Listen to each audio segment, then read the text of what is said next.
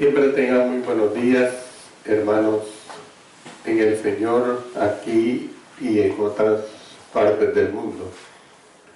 Vamos a continuar con este valioso estudio de la vida y ministerio de nuestro Señor Jesucristo, y estamos viendo los milagros que se dieron en el Calvario. La clase recién pasada vimos el milagro de las tinieblas.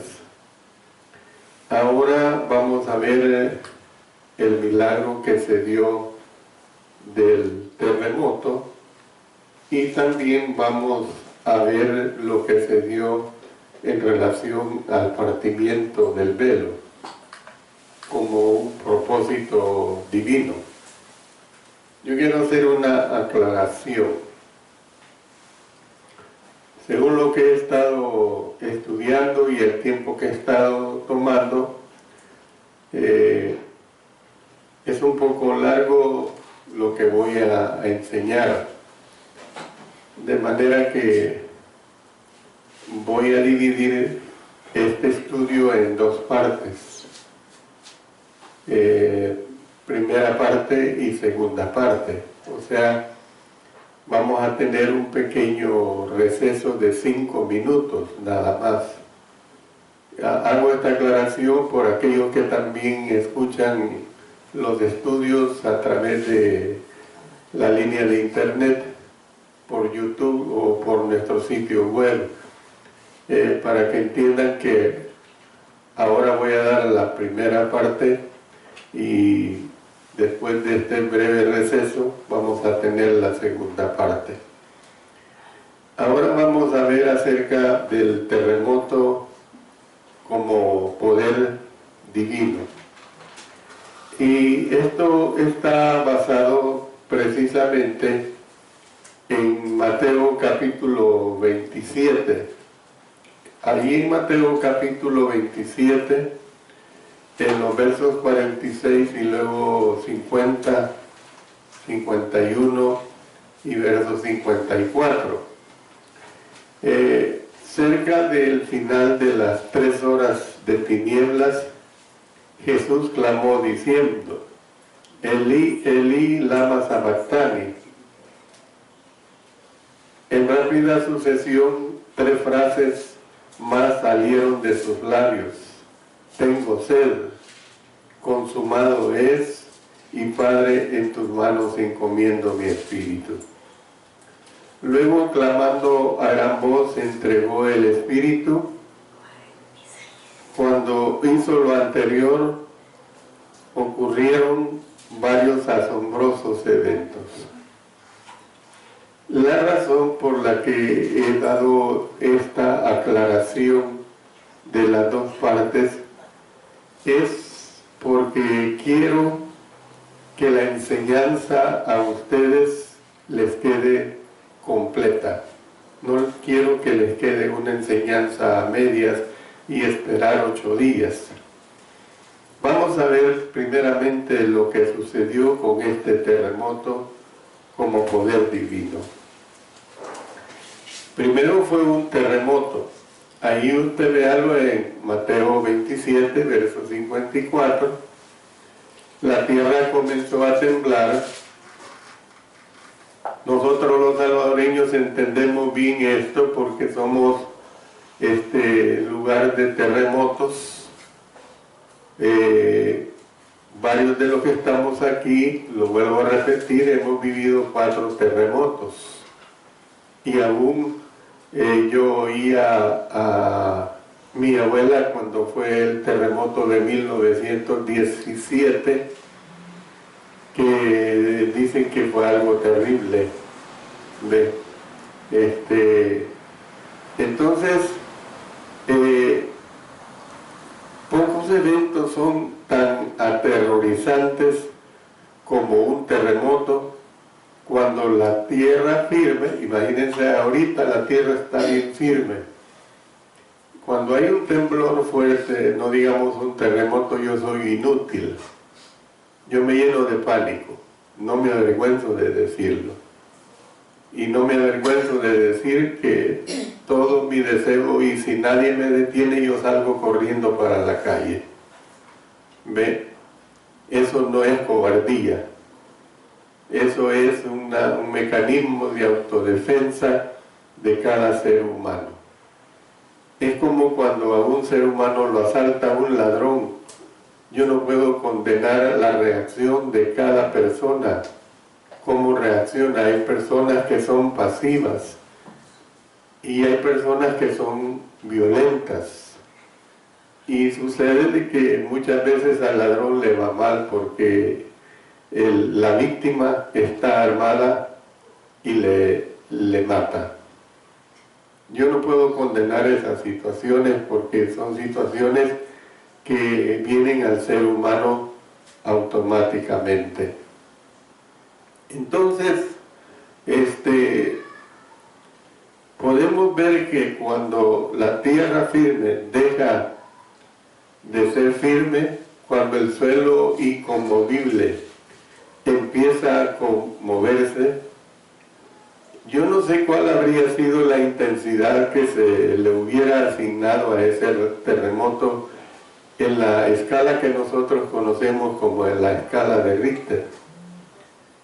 Esta escala de Richter es la que asigna los niveles de magnitud, o sea, la fuerza, a los terremotos, y que se le dio el nombre en honor a Charles Richter, que popularizó el uso de las lecturas de la magnitud de cada terremoto. Pero sí puedo decirles que fue tan violento que se partieron las rocas y se abrieron los sepulcros que habían sido tallados en piedra. Este terremoto no fue causado simplemente por un aumento de la presión debajo de la tierra, la cual habría hecho que una masa rocosa pasara por encima de otra. Esta es la secuencia normal de eventos que producen los terremotos. Y puede, hermanos, que Dios haya empleado este mecanismo, pero lo oportuno del evento indica que hubo de por medio algo más que esto.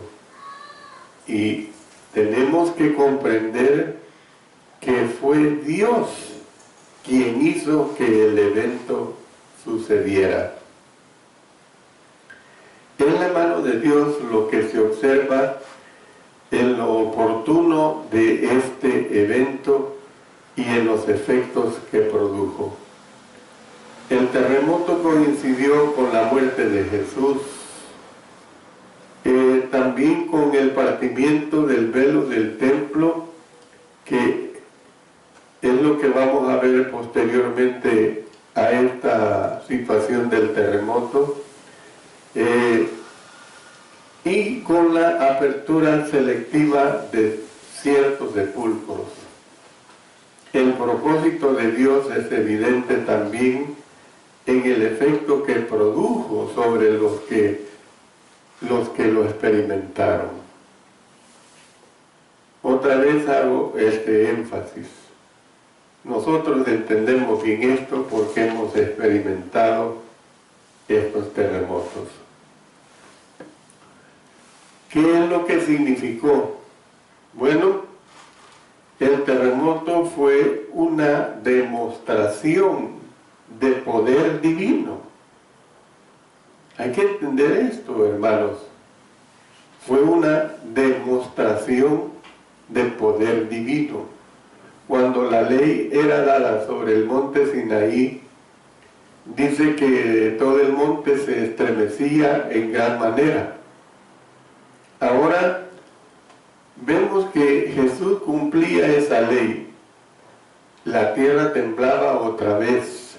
El terremoto demostraba que el poder de Dios afectaba la naturaleza, pero era señal de algo más que esto. También confirmaba su poder para conmover el corazón humano. Eso sí es una realidad, hermanos.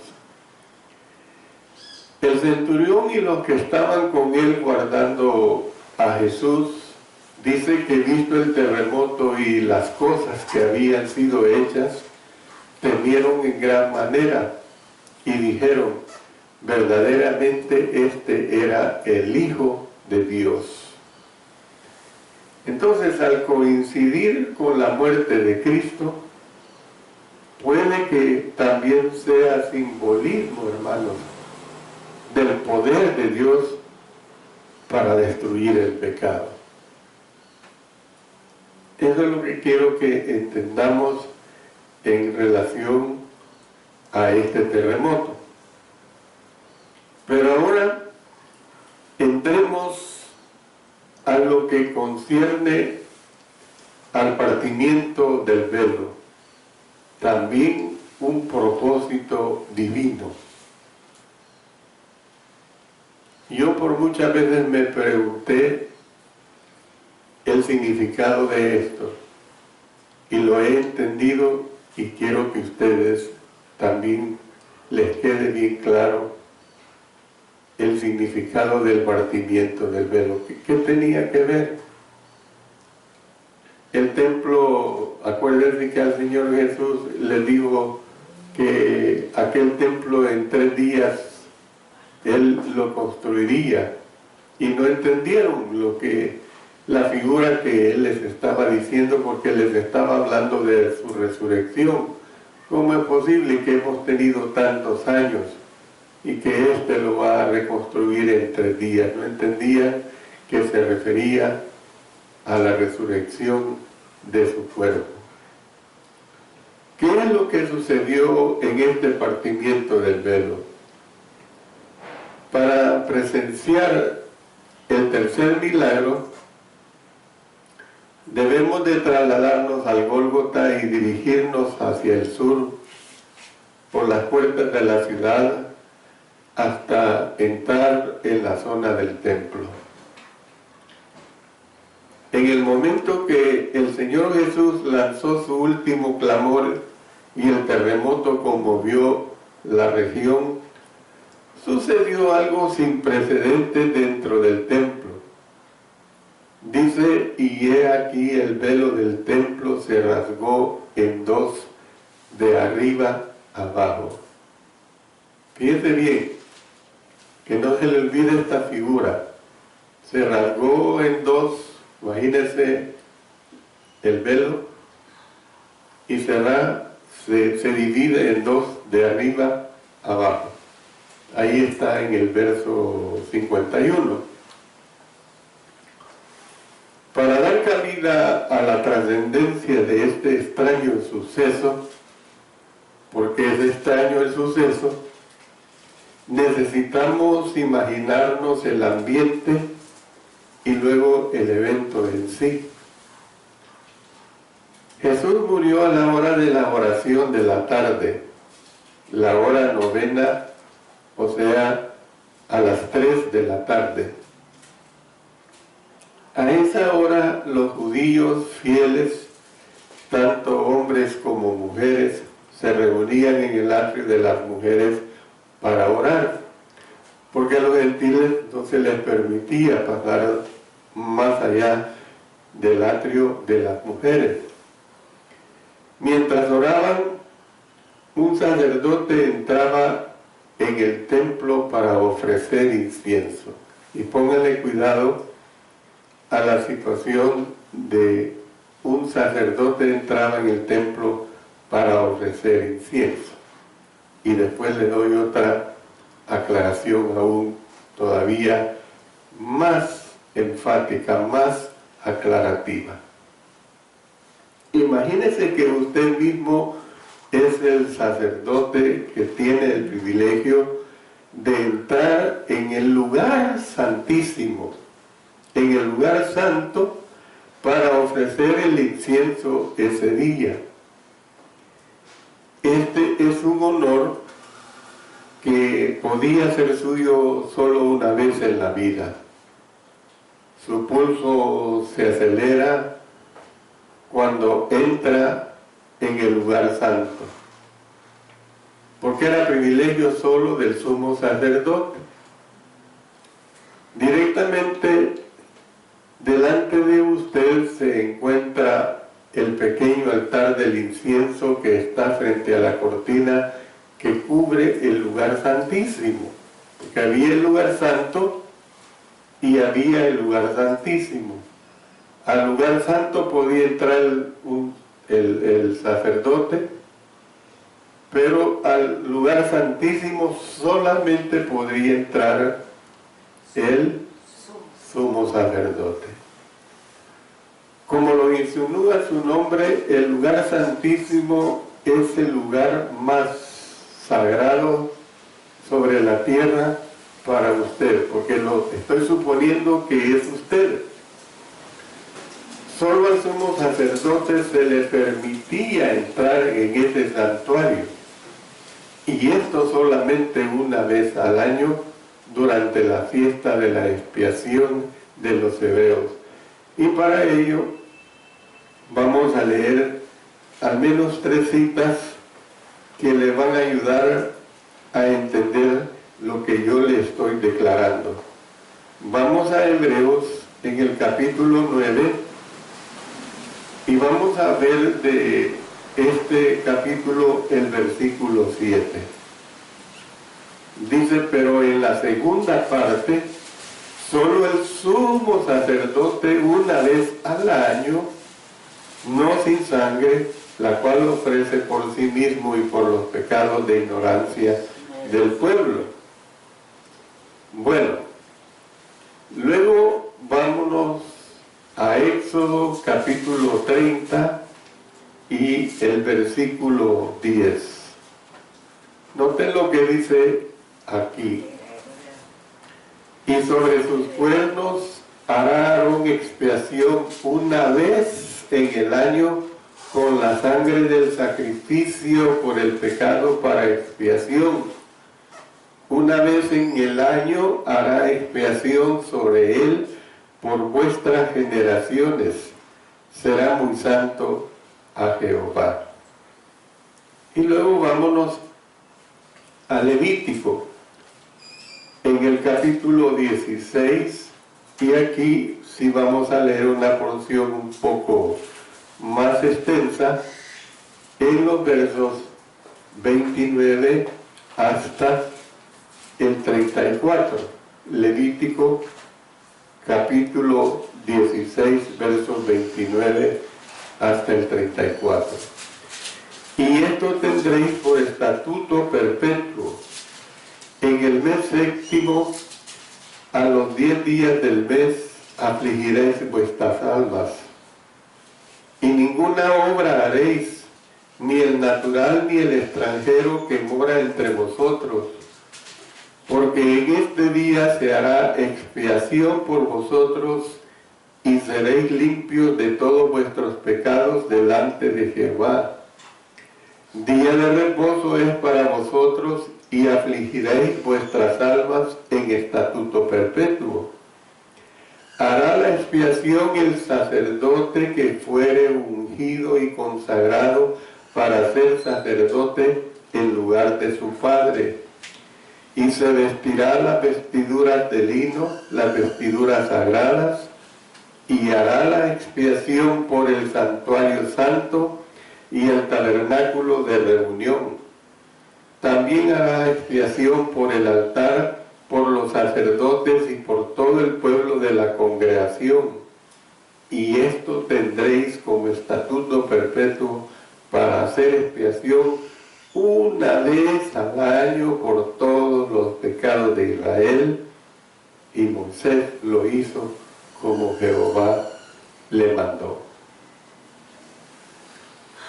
A medida que se desplaza usted hacia el altar, ese altar de oro, es inevitable que quede impresionado por el enorme velo que está detrás de él. Velo, y vea lo que dice en el libro primero de Reyes, capítulo 16, y el capítulo 6, perdón, y el versículo 20. Noten acá: El lugar santísimo estaba en la parte de adentro, el cual tenía 20 codos de largo, 20 de ancho y 20 de altura, y lo cubrió de oro purísimo, asimismo cubrió de oro el altar de cedro.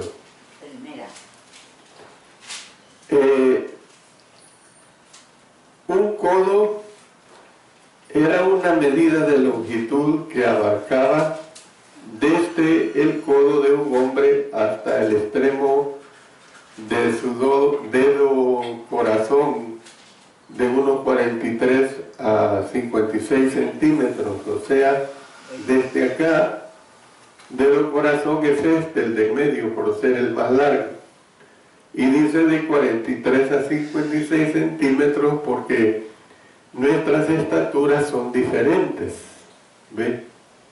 Entonces, para ayudarle a sus oyentes a visualizar una cortina, imagínese usted una cortina de 9 metros por 9 metros, o sea, una cortina cuadrada de 9 metros. Una cortina cuadrada de 9 metros es una cortina grande. Yo aquí, en el área en que estamos, no hallo la forma, pero usted imagínese de 9 metros para arriba, 9 metros de ancho al cuadrado. Esa era la cortina que estaba en el lugar santísimo. ¿Ve? Entonces, tener esta situación, entender esto es claro. Entonces, este velo que mide 9 metros por 9 metros, Moisés había recibido instrucciones en el sentido de hacer tal cortina para el tabernáculo, y él lo hizo. Quiero que vayamos a Éxodo capítulo 26. Éxodo capítulo 26, en los versos 31 hasta el 33.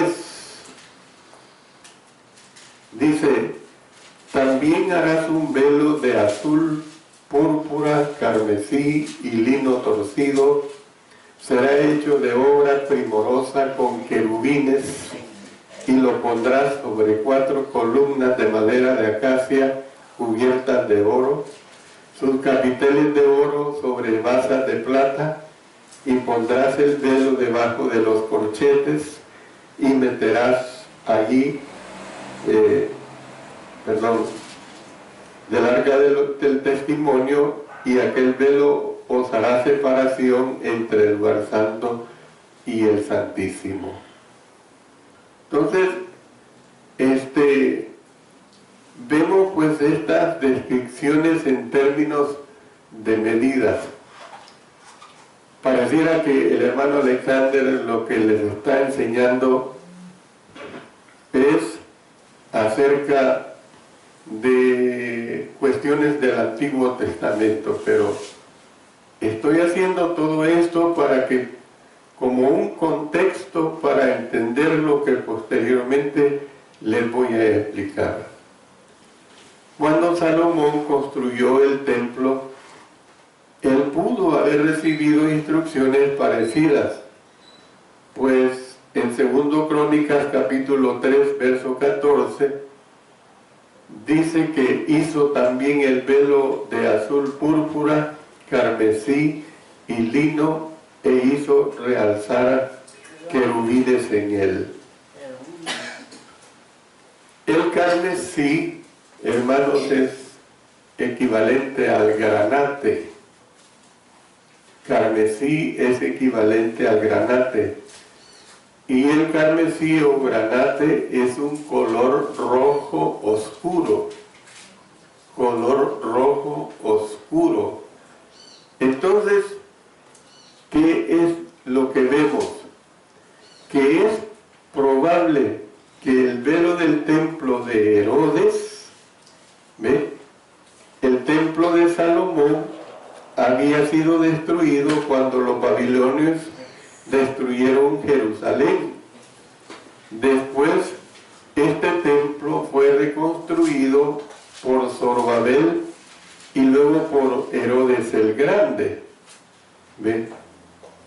Entonces, nosotros podemos ver que es probable que el velo del templo de Herodes siguiera el mismo modelo. Hay un hermano de apellido Nicholson que describió la apariencia que debió de haber tenido esta gigantesca cortina a un sacerdote que entrara en el lugar santo. Expresa lo siguiente: era un tejido elaborado curiosamente. Sobre el trabajo preliminar del lino torcido se exponían los colores del azul, el púrpura y el carmesí, y los tres colores se entretejían en una masa de querubines. Era un biombo, y aclaro lo que es un biombo. En aquel tiempo un biombo era como un cancel, era dividido como un acordeón que se hacía en tres partes. ¿Ve? Él servía para tapar, para dividir. Entonces era un biombo imbuido de las ideas de vida y poder, y que al mismo tiempo exhibía hermosura y gloria. Qué impresionante debió haber sido a la luz de los candeleros de oro. El tabernáculo tenía un candelero de 7 brazos que estaba ubicado en el lugar santo. Pero el templo de Salomón, lo curioso es que tenía 10 candeleros. ¿Ve? Entonces, con cuánto temor reverencial debo de llenar la mente, pues estaba colgado allí para ocultar de la vista la gloria mayor que estaba detrás de él.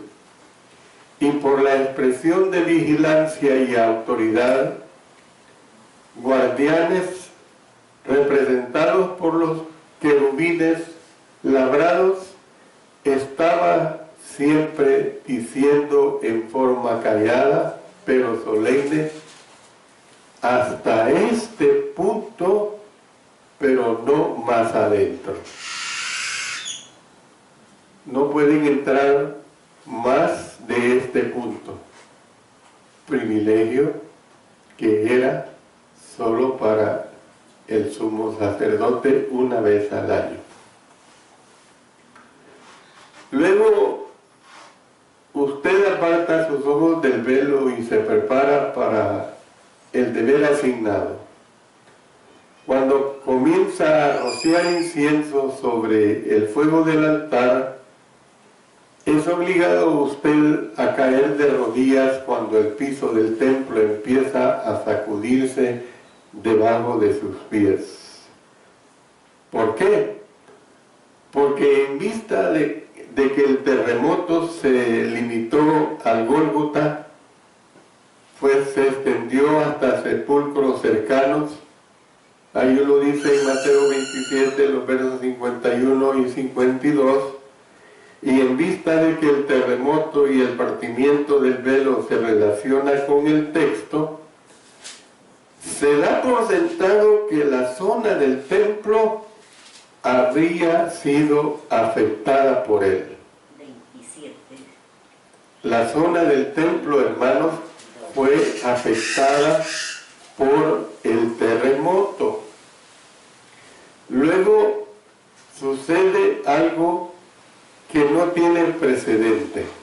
¿Por qué digo que sucede algo que no tiene precedente? Oye usted el ruido de algo que se rompe.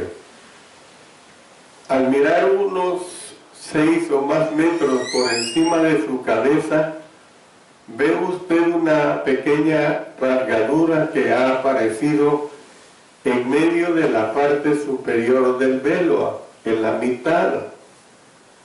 Mientras mira con ojos sorprendidos, La rangadura continúa en línea recta hacia la parte inferior de la cortina sin detenerse hasta que la tela se ha partido en 2 pedazos, igualitos los 2 pedazos, como quien dice 4,5 metros cada pedazo, y quedan expuestas a su vista las misteriosas sombras del lugar santísimo. Fíjese bien, póngale cuidado.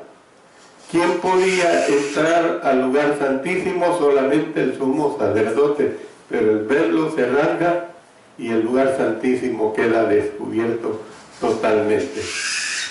Esto es algo que jamás olvidarán ustedes, algo que, como quien dice, esto se lo voy a contar a mis nietos. Voy a parar acá en esta primera parte y voy a seguir después con lo que le llamo la segunda parte.